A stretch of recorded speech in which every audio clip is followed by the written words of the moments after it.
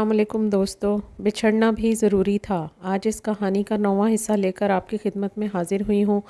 تو کہانی سننے سے پہلے میرے چینل کو لائک، شیئر اور سبسکرائب کر دیجئے۔ تو چلیے اپنی کہانی کے اگلے حصے کی طرف بڑھتے ہیں۔ مجھے کوئی مسئلہ نہیں ہے، مومنہ نے بے رخی سے کہا۔ مومنہ کا موڈ خراب تھا۔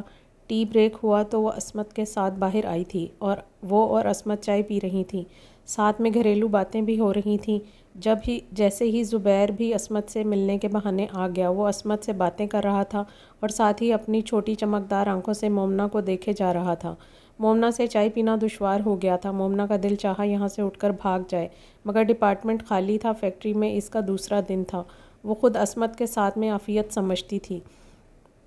میں تم دونوں کے لیے سموسے لے کر آتا ہوں۔ زبیر نے اپنے وائٹ کوٹ سے سبز نیلے نوٹوں کی نمائش کی۔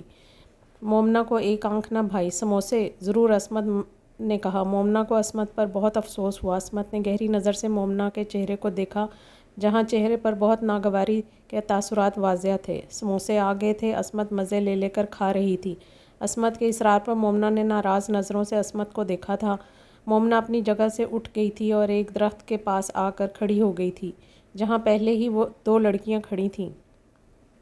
کچھ ہی دیر میں وہ دونوں مومنہ سے فری ہو گئی تھیں۔ ہائے کتنی خوبصورت ہو تم، اور اسکن کتنی چمکدار، صاف اور شفاف ہے۔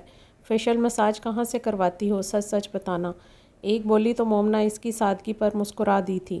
بڑی بڑی آنکھیں مزید لو دینے لگی تھیں۔ میں نے کبھی فیشل یا مساج نہیں کروایا، مومنہ نے سچائی بیان کی تھی۔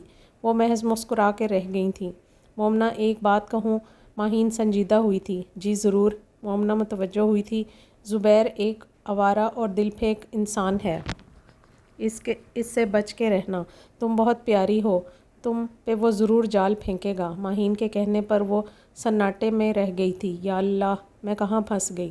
مومنہ رو دینے کو تھی۔ مومنہ تم پریشان مت ہو، حوصلے سے کام لو، وہ بھلا کیا کر سکتا ہے؟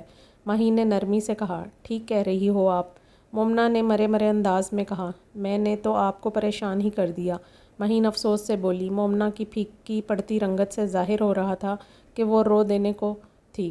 مومنہ آج سے ہماری دوستی پکی ہے۔ ماہین نے ہاتھ مومنہ کی جانب بڑھایا تھا۔ بالکل پکی ہے، مومنہ نے گرم جوشی سے ہاتھ تھام لیا تھا۔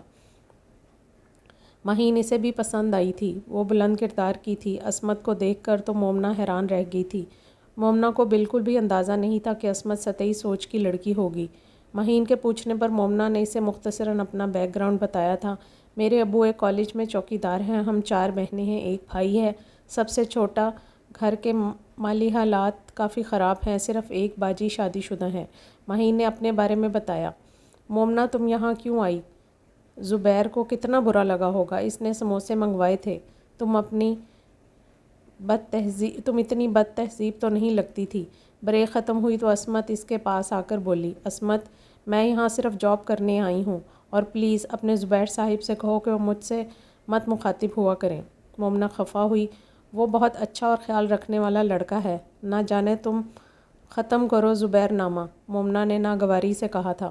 عصمت چپ ہو گئی تھی۔ آنٹی مومنہ کہاں ہے؟ علی نے پوچھا۔ کافی دن کے بعد وہ آج آیا تھا، وہ جاب پر گئی ہے بیٹا، صالحہ نے آنکھیں چرائی تھیں۔ جاب؟ علی کو حیرت کا شدید جھٹکا لگا تھا۔ صالحہ چپ ہی رہی تھی۔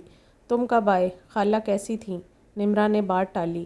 میں آج ہی آیا ہوں، اماں ٹھیک ہیں، علی بولا۔ مومنہ کتنے بجے واپس آتی ہے؟ علی نے پوچھا۔ 5:45 بجے، بس آنے والی ہوگی، وقت تو ہو گیا ہے، نمرہ نے جواب دیا۔ وین لینے آتی ہے اور واپسی پر بھی اسی میں آتی ہے، صالحہ نے سادگی سے کہا تھا۔ اتنے میں دروازے پر دستک ہوئی۔ مومنہ آ گئی ہے، نمرہ کہتی ہوئی دروازہ کھولنے اٹھی۔ السلام علیکم، علی کے ساتھ سب نے جواب دیا تھا۔ کیسی ہو مومنہ؟ علی نے بغور اسے دیکھا تو وہ کچھ کمزور تھکی ہوئی تھی، لیکن ویسی ہی دلکش لگ رہی تھی۔ علی کی آنکھوں میں چمک بڑھ گئی تھی۔ میں ٹھیک ہوں، تم کیسے ہو؟ مومنہ بیٹھ گئی تھی۔ میں بھی ٹھیک ہوں۔ تم یہ بتاؤ، تم نے جاب کیوں کر لی؟ کبھی ہمارے خاندان میں کسی لڑکی نے جاب کی ہے؟ علی نے ناراضگی سے کہا۔ میرے حالات مجھے جاب کی اجازت دیتے ہیں، مومنہ نے برجستہ جواب دیا تھا۔ علی خاموش رہا۔ اب اسے کوئی جواب نہیں سوچ رہا تھا۔ کہاں جاب کر رہی ہو؟ کچھ دیر بعد علی نے پوچھا۔ میڈیسن کمپنی ہے، مومنہ نے مختصراً کہا۔ کس نے بتایا اس جاب کا؟ علی فکر مند نظر آ رہا تھا۔ عصمت میری کلاس فیلو ہے، اس نے بتایا تھا۔ تمہیں پتہ ہے میرے 3 پیپرز ہو چکے تھے جب میں کالج گئی۔ مجھے اس بات کا بہت دکھ ہے علی، میرا سال ضائع ہو گیا ہے۔ مومنہ کی آنکھیں نم ہوئیں۔ یہ تو واقعی دکھ کی بات ہے، خاص طور پر تم جیسی ذہین طالبہ کے لیے، لیکن تم اگلے سال دے دینا، علی بولا۔ نمرہ علی کے لیے چائے لے کر آئی تو مومنہ اپنے بیڈ روم میں آ گئی تھی۔ مومنہ زبیر کی وجہ سے اور عصمت کی ناسمجھی کی وجہ سے بہت الجھن میں مبتلا تھی۔ کچھ جسمانی تھکن بھی تھی۔ وہ اپنے کمرے میں آرام کر رہی تھی۔ مومنہ تھک گئی ہے، شاید اس لیے لیٹ گئی۔ کچھ دیر بعد عصر کی نماز پڑھنے کے لیے اٹھے گی، نمرہ نے علی سے کہا۔ وہ بار بار مومنہ کے کمرے کی طرف دیکھتا رہا۔ علی کی بے قراری نمرہ سے چھپی ہوئی نہیں تھی، بلکہ وہ علی کو پسندیدگی بھی بھانپ گئی تھی، مگر مومنہ سے کبھی اس سلسلے میں بات نہیں کی تھی۔ نمرہ خالہ کے مزاج سے بخوبی واقف تھی، ایسے میں خواہ مخواہ اگر مومنہ کوئی آنکھوں میں خواب سجا لیتی تو تعبیر پانا مشکل ہو جاتا۔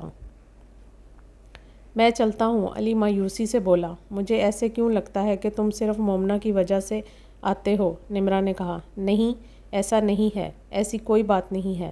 علی نمرہ کے اچانک سوال پر گڑبڑا گیا تھا۔ اچھا، نمرہ مسکرائی۔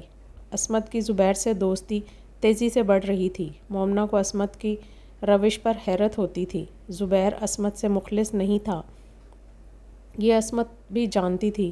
دونوں محض وقت پاس کر رہے تھے۔ مومنہ نے عصمت کو سمجھانے کا فیصلہ کیا تھا، لیکن عصمت نے